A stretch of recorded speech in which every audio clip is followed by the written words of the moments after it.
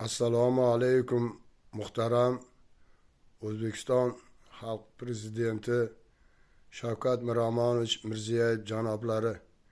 Sizga men O'zbekiston fuqarosi Toshkent shahar Yunusobod tuman baynalmilal jangchi faxriylar va nogironlar uyushmasining raisi, jamoatchi raisi sifatida 7 yildan beri faoliyat olib kelaman. Bizlarni o'z faoliyatimizda O'zbekiston mustaqilligini himoya qilishda, janglarda qatnashgan, Afg'onistondagi jangovar harakatlarda internatsionallik burchini bajargan jangchi faxriylar, vafot etgan jangchi faxriylarning ota-onalari hamda shu janglarda o'z yigitlik burchini bajarib, oyoq qo'lidan ajralib, hozirgi kunda 1-2 guruh nogironligi, urush nogironligi tenglashtirgan shaxslarning jamoatchi raisi sifatida sizga murojaat qilmoqdamanki, men o'zim ham zaxiradagi katta leytenant 1979-81 yillarda Afg'onistonning Fayzobod shahrida xizmat qilib, 2 bor yaralanib, 2-guruh urush nogironiga tenglashtirgan shaxs sifatida sizga murojaat qilmoqdamanki, davlatimizni biz jangchi faxriylar, baynalmilal jangchilar hamda O'zbekiston mustaqilligida xizmat qilgan, yurtimizni mustaqilligini himoya qilishda janglarda qatnashgan jangchi faxriylar nomidan shuni aytamanki, hukumatimizga rahmat. Bizlarga ko'rsatayotgan qator imtiyozlaridan juda ham mamnunmiz. Rahmat, qilinayotgan e'tibor uchun kattakon rahmat. Shu bilan bir qatorda shuni aytib o'tmoqchimanki, ayrim mutasaddi tashkilotlarning olib borayotgan siyosati biz jangchi faxriylar, nogironlarni ancha noroziligimizga sabab bo'lmoqda. Buning asosiy sababi 2023-yilgacha O'zbekiston Sotsial ta'minot vazirligi tugatilib, o'rniga Inson ijtimoiy milliy agentligi tuzilgandan so'ng bu noroziligimiz kelib chiqdi. Negaki, shu vaqtgacha bizlarni avia, temir yo'l, shaharlararo avtotransportdan foydalanish huquqini beruvchi talonlar berilmay kelmoqda.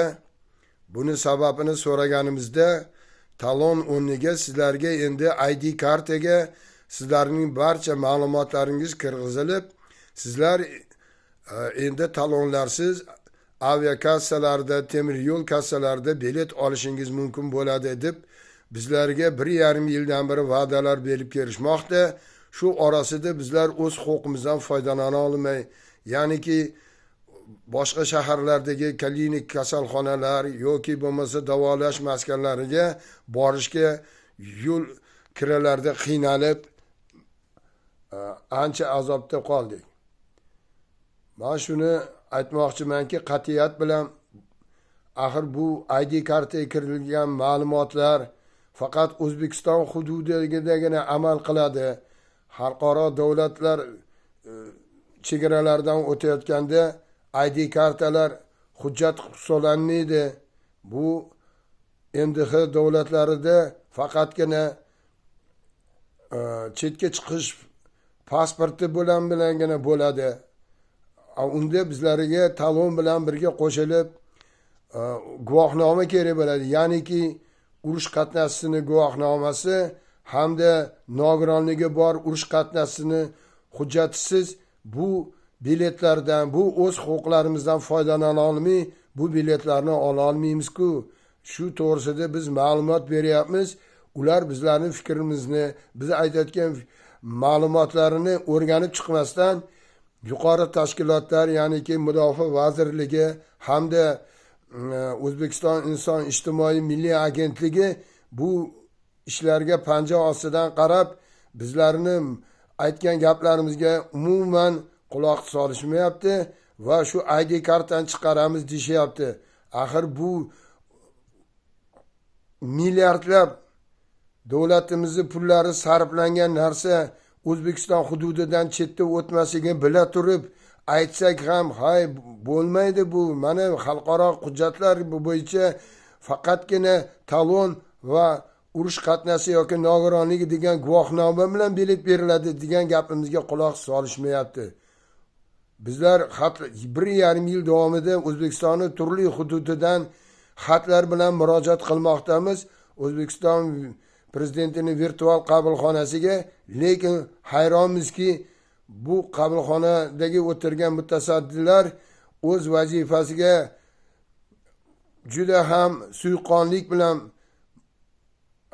yondashib, biz yozgan murojaatlarni hech qanday vakolati yo'q, hech qanday imkoniyati yo'q, na moddiy imkoniyati yo'q rayon bo'limlariga yuborishmoqda va o'z-o'zidan bizani noroziligimizga sabab bo'lmoqda.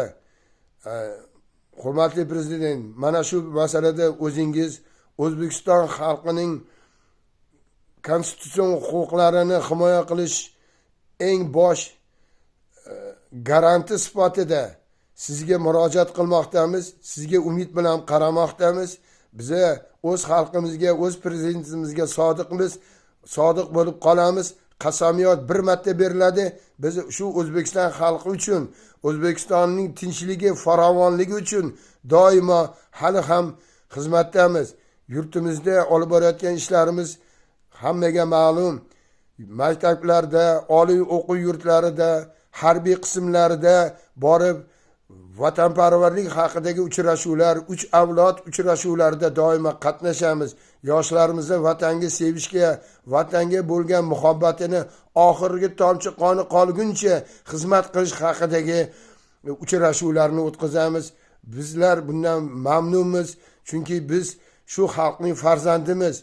Demakki, bizni kundalik hayotimizda bo'layotgan bu to'siqlarni sun'iy ravishda hosil qilmoqchi bo'lgan ayrim rahbarlarga siz o'zingiz ularga bu narsani noto'g'riligini aytib qo'ymasangiz, ular bu ishda davom etib xalqimizni milliardlab pulini isrof qilishgacha bormoqda.